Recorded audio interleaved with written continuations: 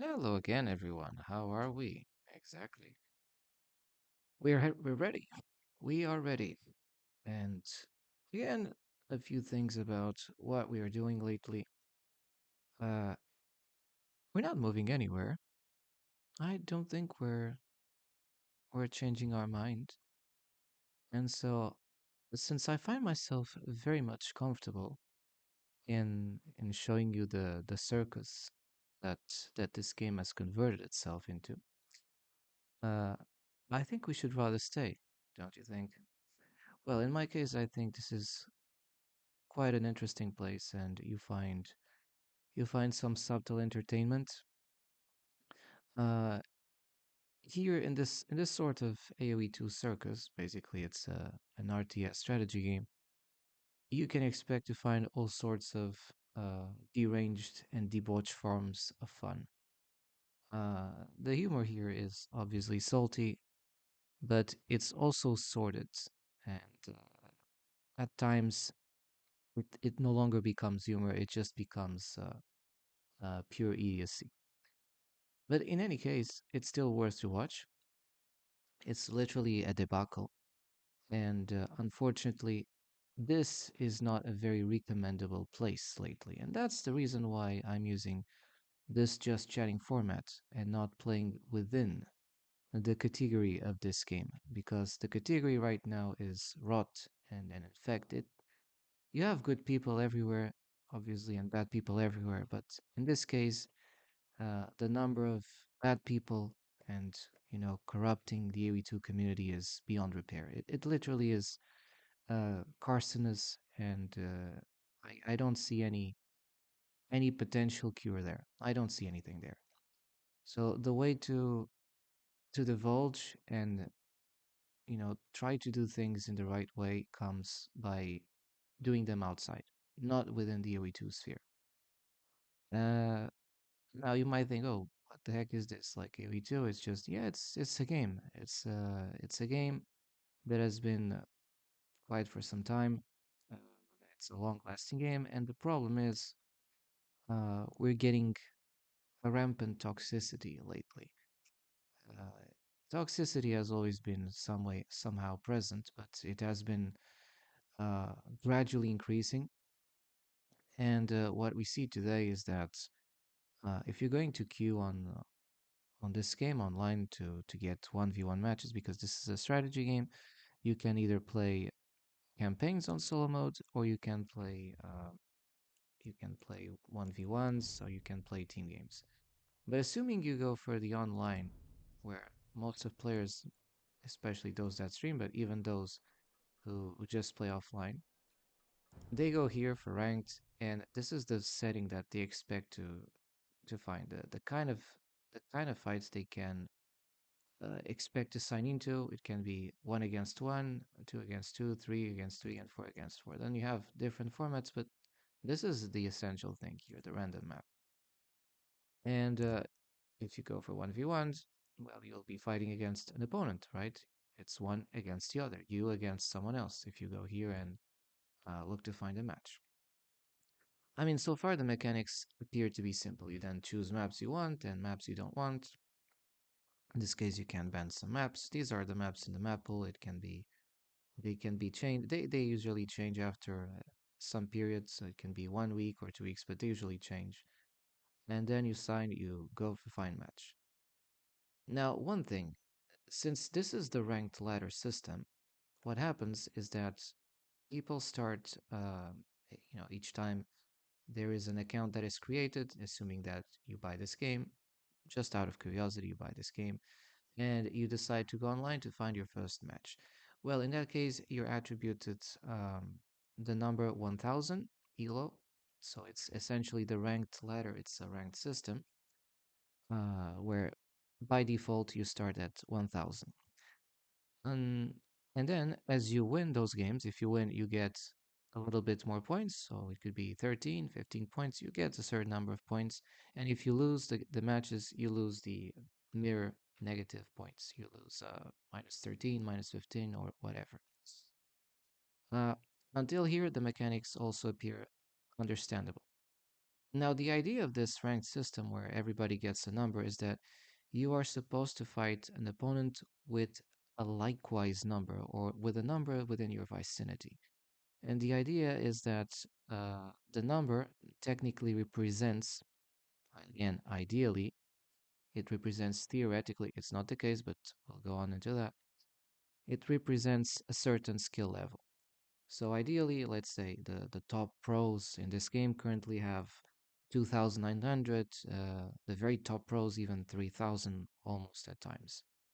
And then you have the middle situation, or that is the median where everybody starts.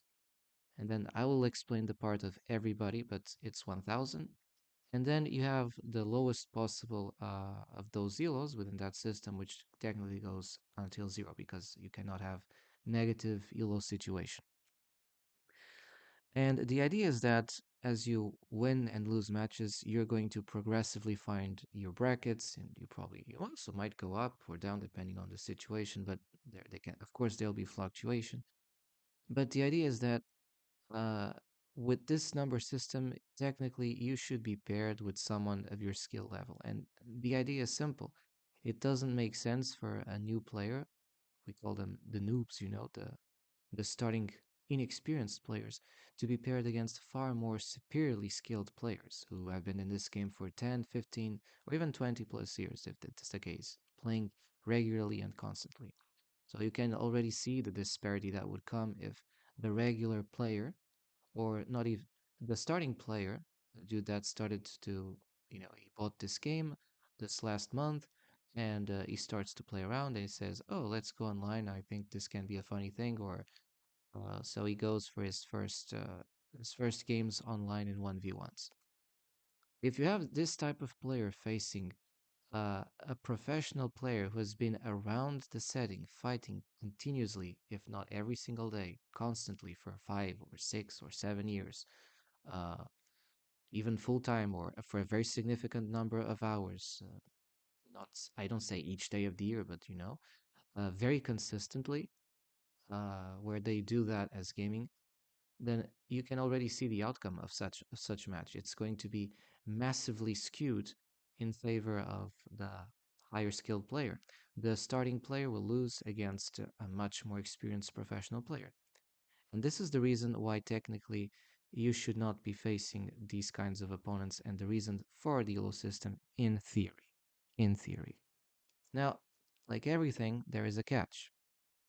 And that's exactly why we do this just chatting format and not just gaming and gaming. We really like to think a little bit about things because, first, not everyone likes just gaming to game. Well, I'm the kind of guy who likes to game, surely, in my free time, but I also like to think a little bit about what's going on in the scene. So it might also be your thing. I don't know. But either way, let's say the problem is that the Elo system is not functioning.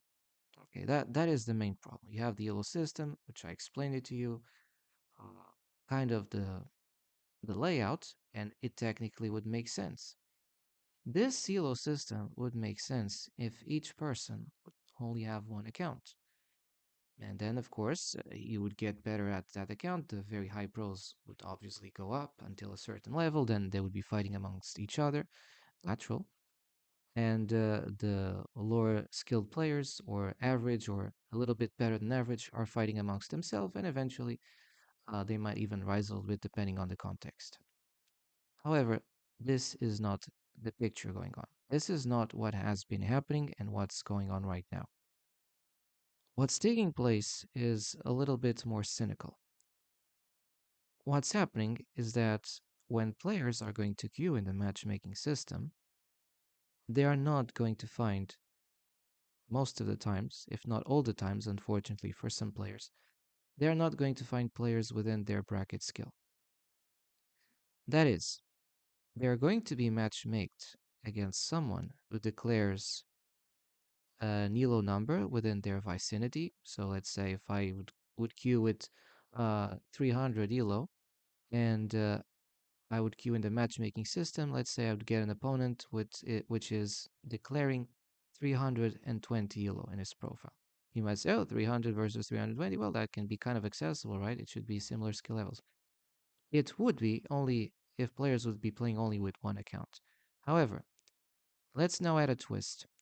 I'm playing on only one account, which is, let's say, the account I'm using 300 yellow, but my opponent, who is declaring 320, is not playing on his main account. What? A person having more than one account? Exactly. So here already one thing.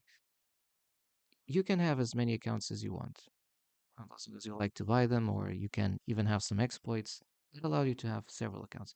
I'm not here to look at the mechanics of how you can get several accounts or more than one account. I'm just saying it's really possible and completely feasible for you to have more than one account. I don't have it, but there are obviously hundreds, even thousands of players who do that. I don't do it, it's my choice, but there are players who obviously do that. And then you can see the problem. Now imagine, don't imagine because that's exactly what's taking place.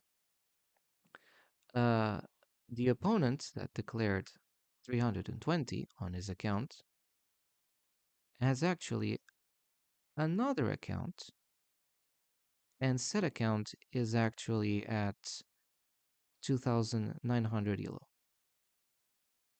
So you can already see, but how can you have like an account at 2,900 and another at 320? That doesn't make any sense. It does. And I can tell you why. There is protectionism. Let's assume that you're you can be a pro established and you're seeing some players that can be potential competitors which or do not belong in your circles, that you see them as kind of threats to the competition, and for some reason you don't want to overtly sweat. So what you do is you create a bunch of another accounts. They start at 1000, then strategically you downgrade those accounts until a certain point. Let's say the account of the 2900 player is downgraded until 320, and they do it either to purposefully target groups of players within that skill bracket. So it's like, oh, let's get the people within the 300 vicinity.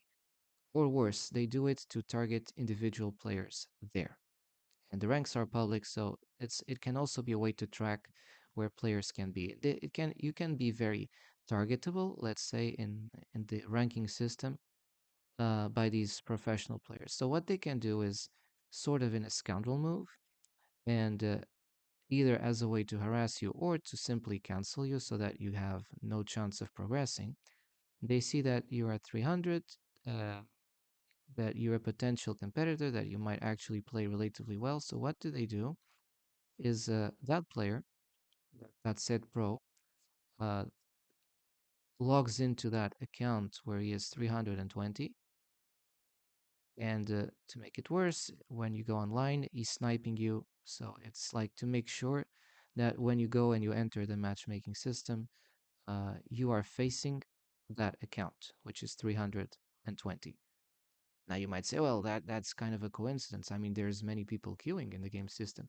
Yes, there might be many people queuing, but again, what matters is the queue within that number vicinity. And so, if I would be queuing with a 300 account, technically, like the accounts who declare 280 to 300, 320 are within reach of any potential match, as long as we're both queuing at similar times.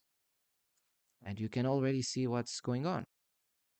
So I end up being matchmaked against a 320 elo player. And the thing is, I might be led to think, I will be led to think, if I'm a new player in this game, that, oh, I'm finding someone with similar skill, but let's see how this goes. So you enter the match goes on, and disaster. It was a complete disaster. You end up being steamrolled. You don't understand what was going on. You actually had your your build-ups, your things. You even followed the so-called build orders, and somehow you ended up being completely steamrolled as it was all out of your control. And you start to think, man, I actually learned a few things. I did these and that. Well, maybe it's because I still have to learn. And so you continue that.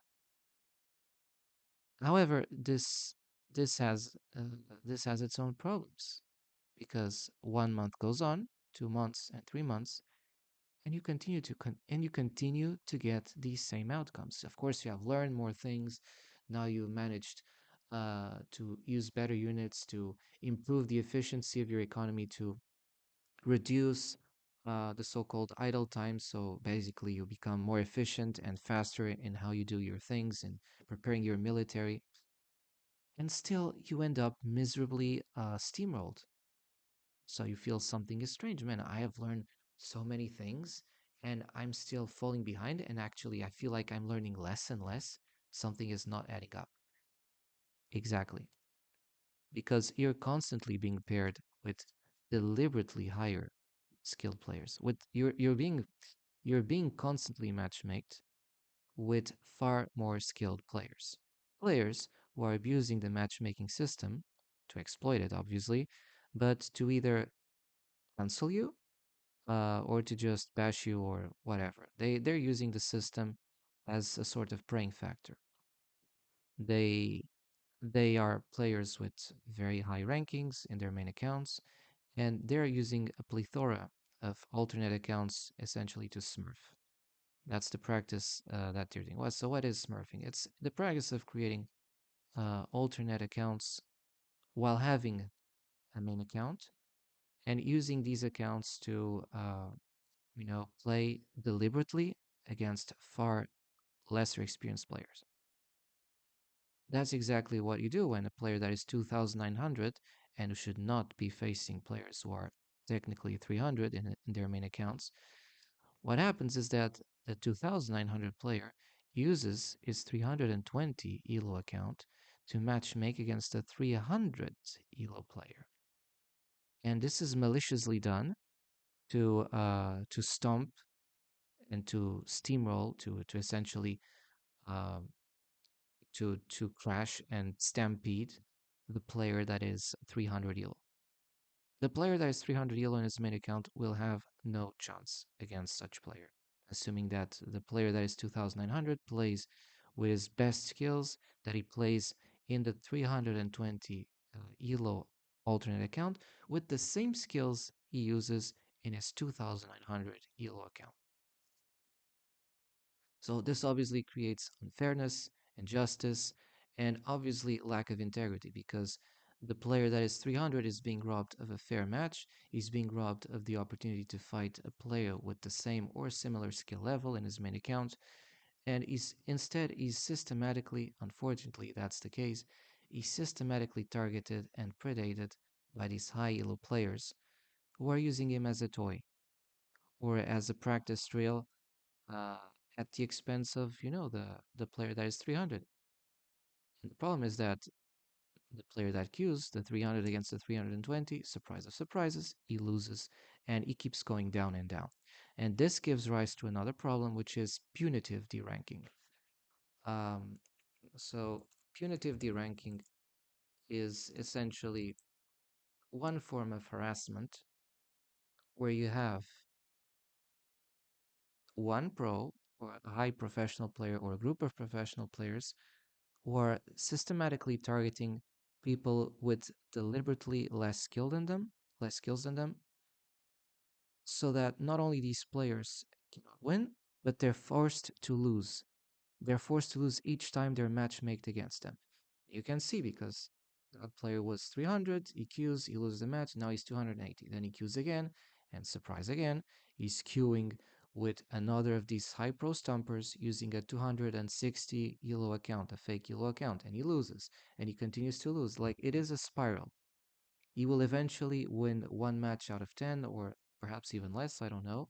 But the majority of matches, if not the quasi majority, will consist in losses. So if it doesn't matter if you win 2 games, if you're going to lose 8, that will always be a downward spiral.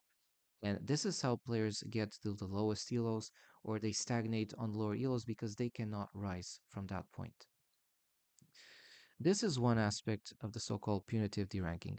And then there's something even more more uh, distortive, more something of more disturbing going on.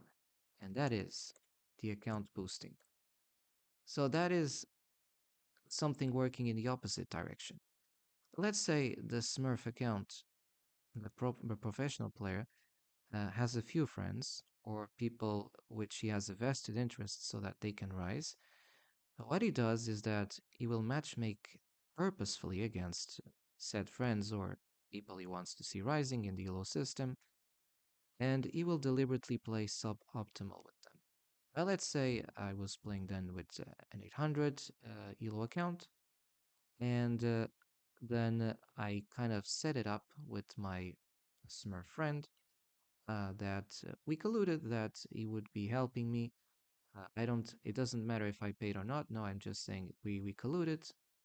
The means is irrelevant. We colluded that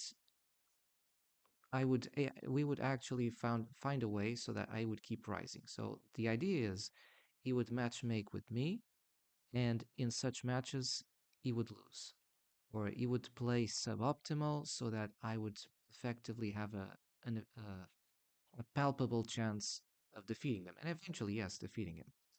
The idea is to make the match accessible for the player who you want to see rising. So the Smurf, the top professional player, instead, so assuming it's a 2,900 player, when facing his friend at 800 elo, since he wants to see that friend rising, what he does is that, of course, he's queuing at relatively the same times, and then when they're both are matchmaked in the same game, the 2,900 main account Smurf playing with a 790 elo account, for example, will play suboptimal, and it will play suboptimal in a much in a far more accessible way, or in a relatively accessible manner for the player he wants to see rising. This means that the 800 player will be fighting a game that seems kind of accessible to him because the pro Smurf is intentionally um, is intentional is intentionally holding out his skills. He is not letting it out as he usually does in his main account. He's playing suboptimal on purpose so that his 800 elo friend can effectively win the game. I don't say it will be a stampede or a steamroll, but the thing is done. It is cooked in a way so that the 800 elo player can win the game. Then he goes 820 after that game, and the 790 elo account becomes 780, right? Something like that. And it's not a problem because this is because the Smurf account, that is the Smurf individual, which is 2,900 elo, has many alt accounts. And that was just like one account he burned so that his friend that was 800 could rise a little bit. And he can do that with many other accounts. So this gives rise to a lack of integrity where you have concerted matches and even concerted match results between players, which obviously disrupts the credibility and the fairness of the gaming scenes upwards. Because instead of seeing competent players rising, you see a deceit, you see a veil of competence, and that veil of competence was set up between players. And you just can't help it. You need to have a very keen eye to realize, I think this game is being suddenly too easy for this opponent. It seems like the game is made to last a little bit, and then the other guy is deliberately not playing as much. You can start to see some strange patterns. Suspicion, lack of, the fact that there is lack of transparency, the suspicion, the ladder manipulation, the fact that you see accounts being systematically harassed, the punitive deranking I just told you. So, a form of downwards manipulation in the ladder by the Smurfs. And then also, this kind of manipulation takes place upwards. It goes in both directions with account boosting. But here it's with friends or people that the Smurf wants to see rising. And obviously, first, this creates an inequality, it creates discrimination between players, between those who are trying their best and see that no matter what efforts they do, they're constantly downgraded, they're constantly squashed, basically almost squashed like bugs by these professional stompers time and time again. But also, it creates inequality and a full discrimination perception in relation to the boosted accounts. So you see basically mediocre players or players who are nothing that extraordinary, but because they're being boosted by their friend Smurf, they keep rising. While at the same time, the the tryhards, the good players who can effectively and should effectively be rising in normal and functional ladder system, not only are not rising, but they're falling behind. And it is ridiculous because these players play far better than the so-called mediocre players who are being raised by these account boosters. So that is the double difference. It's not just that some players are being deranked and purposefully targeted down, it's that they're also targeted in relative to other players who might not be as strong as them, but simply because they have the right people supporting them in the matchmaking systems, and then the right kind of results are cooked, they always end up winning with far less problems. So it's essentially means where the tryharders and the honest players are punished, and the players that have either rigged the systems or are in collusion, they keep uprising without making a lot of effort. They're basically being boosted either because they pay or because there's some sort of some leverage or some kind of advantage that the Smurf friend decides to do. And all this disrupts integrity. It's unfair. It's not acceptable, and it's intolerable in regards to players who just try their best. That's why the game no longer ceases to be a game and it becomes a problem of uh, lack of fairness, lack of integrity, corruption. You know what should be a fair gaming environment becomes completely distorted and dysfunctional place. Oh, this is kind of a simple explanation to wrap it up for someone who never seen a game, someone who doesn't understand what are these kinds of games. RTS games, otherwise, are games that you play in real time, and so there is the so-called cumulative knowledge. Each little thing you do will matter for the next minute. Let's say you start building a few structures and getting your resources at that time at minute one. It means that at minute three you will already be able to do this. Whereas, as if you start just doing those things at minute four, you will only be able to do them at minute 12. What you would be doing at minute three, you would doing at minute 12. That is the kind of thing that we're kind of laying out, but especially for those that don't know RTS games. But either ways, once you start to get the hang of the RTS genre, if you decide to explore this, you will stumble upon this wall, which is the ladder system manipulation, where it no matter what efforts, what best efforts you try, you are systematically pushed down, or you don't see any visible path to rise or rise consistently. And you also see another situation that obviously is frustrating and quite revolting is that is players that are literally either mediocre or nothing. They don't do half of your efforts or a fifth of your efforts, and they simply rise and win their games easily, which is strange. We know when they're facing these so-called account boosters. That is the current rift and tension that let's say has been dividing the AoE2 community. And I'm not talking about the pro streamers and their close circles where everything is good and everything is fine. They continuously hide the problems under the carpet. I'm not talking about those kinds of hypocrites. I'm talking about the silent majority, those who have either stopped playing the game because of the corruption in the ladder system and the lack of fair opportunities, because the system is rigged and designed by default to be predatory, where people like me just, if they come and go to find a match without any sort of previous social credentials or social shield when you're playing the game, When if there's not a friend to play with you in your 1v1s when you queue, you're going to be steamrolled. And each time you queue, you're always or almost always going to be steamrolled. It's like that. It has been like that since 3 years, each time I've been playing. If there is a session or a few sessions where that doesn't happen, those are the exception, not the rule. So, for example, yesterday I was steamrolled by four of these Mega Smurfs. The result was obviously the the higher professional player continues to steamroll no matter what I do, and that is why I decided to use another approach. Instead of just fighting and giving the predator the opportunity to toy with me, because this is a system where we are just prey and they are predators, this is not a system where we are respected, where the current average or even the good player is not respected.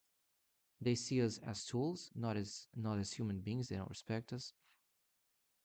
The only solution is to deprive them of the very content they're seeking. These Smurfs generally like to harass and toy. They matchmake with groups of people, either to target them, to harass them on purpose, or because they just like to see them losing, either the psychological games, either manipulation, humiliation, and seeing, oh man, you need to play better. You're not playing good. Oh, but you can still do that. You have a lot to learn. It's essentially a way where they try to speak from the high of their pedestals and you're thrown to shit. They call themselves a godlike, which is ridiculous. Pathetic. And at least as what concerns me, I've had enough of that circus. Of course, I'm not the only one, but in what, to my, what, what says to me, if regarding me, I'm tired of that kind of circus. I don't wish to participate in it anymore. So if you don't wish to participate in it, why are you still streaming this? I'm streaming because I want to expose the lack of integrity and the unfairness that is going on in this game system. And obviously, it's disruptive, it's creating a frustrating and toxic environment. And the worst part of it is that the devs in this game are refusing to address it. So they know the problem, but they refuse to see it. It's a bit like you see fire, you smell fire, but the authorities or the people within this game continue to pretend everything is fine. And I'm not the only one seeing fire because a lot of players have either consistently left out or declined, or they basically play much less this game as they used to play as a result of this uh, Smurf Smurf proliferation. They're out of control. They there's an epidemic of Smurf accounts that is unhinged and out of control. And each time players like me go on the ladder system, they're going to be stumped or mercilessly stumped if they try to do anything in the ladder. It's not going to work. It's always you're queuing for one-sided games. You're in a rigged casino, and it becomes useless for you to try to give your best. So, what is the response I have in that kind of toxic environment? To deprive the circus of the very energy they seek from you. If you're not treated as a person, if you're not given a fair game, if you're deliberately given the most type of unfair games so that you're forced to lose no matter what you do, and you're basically being, um, you do all sorts of gymnastics only to be forced to lose at a game that you could never win in the first place, that you could never even fight, then the solution is for you not to fight. So I actually I've been withdrawing and withholding 99%, if not 100% of my total fighting power in these games. I will play not just subpar, I will basically stop playing in those particular games. Not going AFK, but playing the very least minimal. Playing in such a way that it's so boring for whoever would expect me to give my very best. And if they're actually fighting me, even knowing that I don't put my very best so that to punish me, to try to decredibilize me, I don't give a crap. I really don't give a crap because I tell you, Martyr Elo, I do not have a problem. I managed to go to 1000 Elo after very hard fights during these years. I had very great games. my trajectory upwards speaks for itself, and the number of games I have speak for himself. So I can downgrade that perfectly well to zero. I have no problem. I just prove the point that the ladder system is corrupted. It's not fair, and it's actually making a disservice to good players in good faith, to a lot of good players who just either want to have fun. I would call them the non-professional players, uh, to amateur players, the semi-professionals, and to even the kind of the kind of smaller pros who want to rise until a certain point. I don't say they want to be the top of the tops, but they know that they're good enough to rise to a certain point. And because of all these barriers that the smurfing accounts are doing, because of all these barriers, then all these players see uh, their aims at playing this game completely torn to shambles.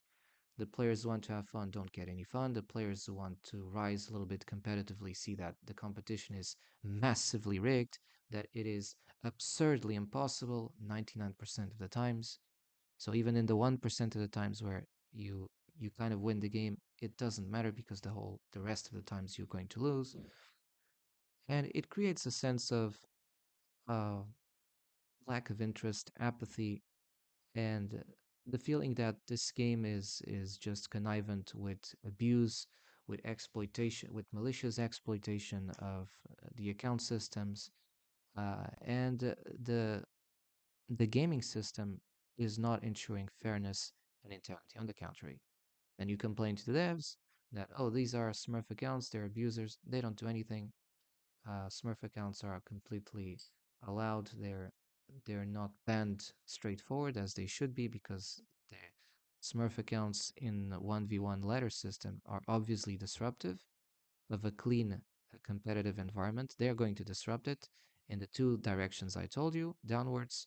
You continue to push good players down because you don't want them to see rising, so you kind of punish the elo of these players by forcing them consecutive losses with your Smurf accounts, and upwards because you can also decide to boost friends, or you can decide to boost either people that I don't know, paid you, have a vested interest in you, belong to a certain set of social circles, or there is some interest for which you decide as a Smurf to allow them rising.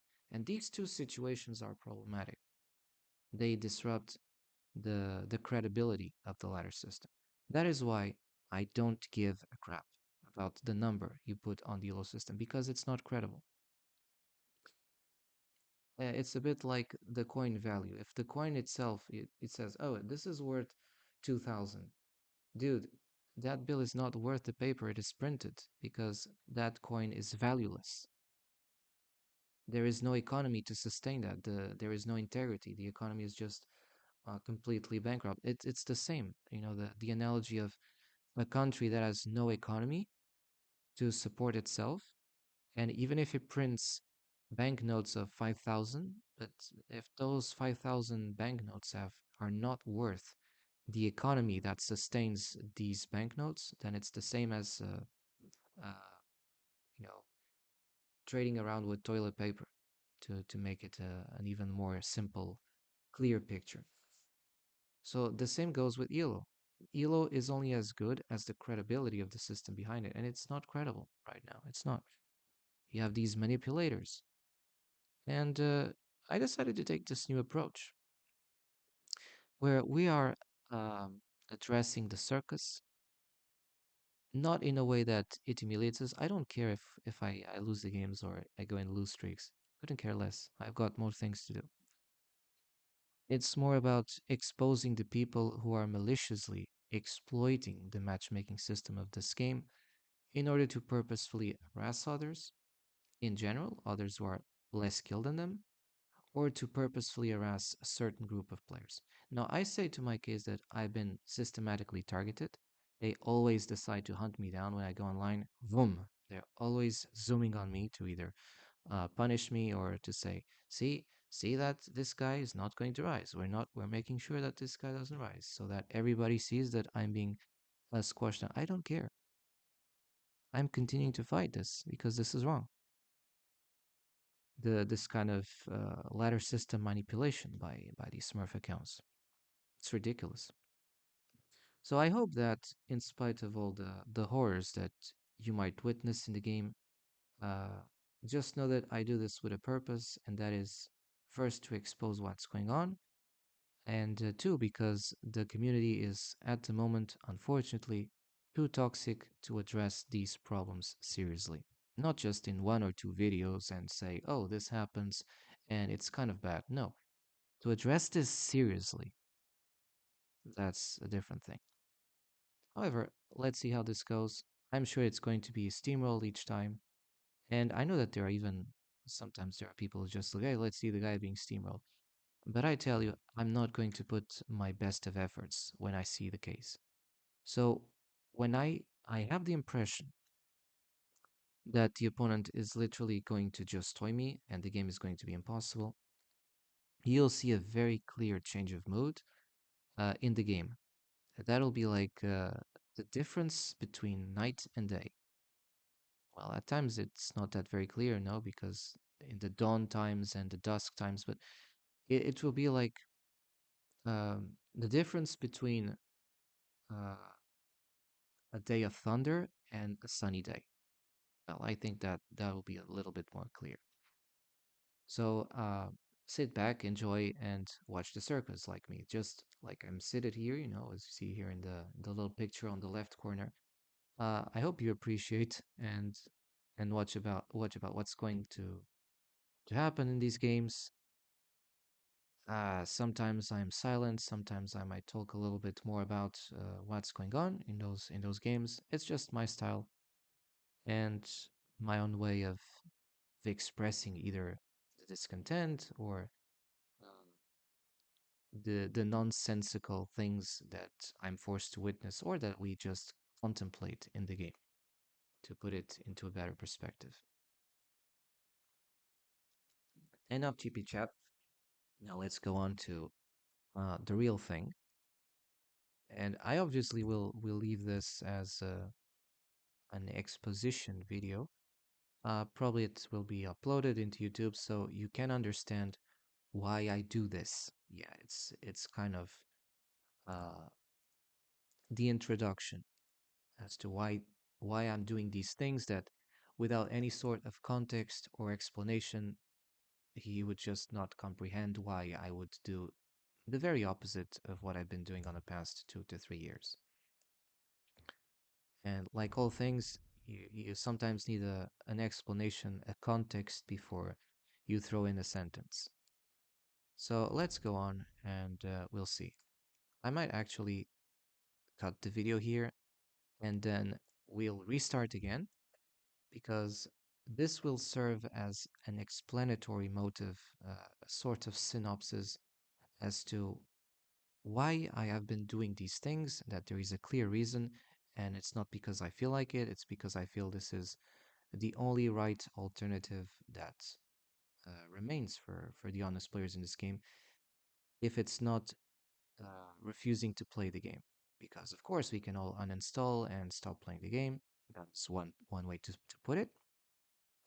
But the other alternative is doing this, refusing to play the game in the terms that we're expected to, because the social contract within the game of expecting fair games or relatively competitive games is completely disrupted. So I'm not going to put my best efforts in a system that devalues fair competition and actively promotes cheating, uh, game match fixing, manipulation, and punishes players in good faith.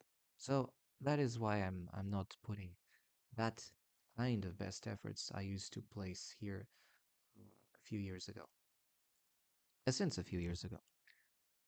All right, I will now close the this particular exposition just for YouTube purposes so that it remains clearly framed and the people that somehow stumble upon my change of gameplay understand that I'm not doing this out of thin air. It's because I really feel this is uh, the logical and the necessary way for me to try to attack this problem, and I guess to figure out a solution for for the current imbalance and lack of game fairness in this environment, so that eventually it can become more competitive in the future. Thank you.